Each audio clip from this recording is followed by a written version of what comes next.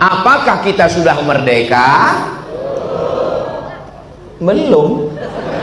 Presiden Soekarno udah membacakan proklamasi 17 Agustus 1945, sampainya hati kalian bilang kita belum merdeka.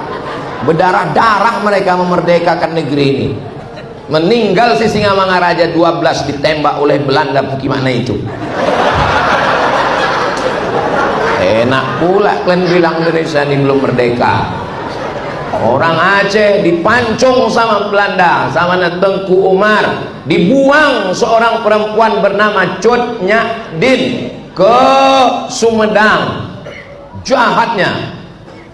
Pahlawan dari Sulawesi namanya Syekh Yusuf Al-Makassari, kuburnya di Afrika Selatan. Datang Nelson Mandela, diberikan penghargaan sebagai pahlawan di Afrika Selatan. Begitulah sadisnya mereka.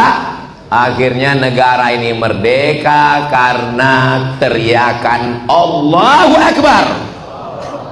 Berarti udah 15 menit aku ceramah.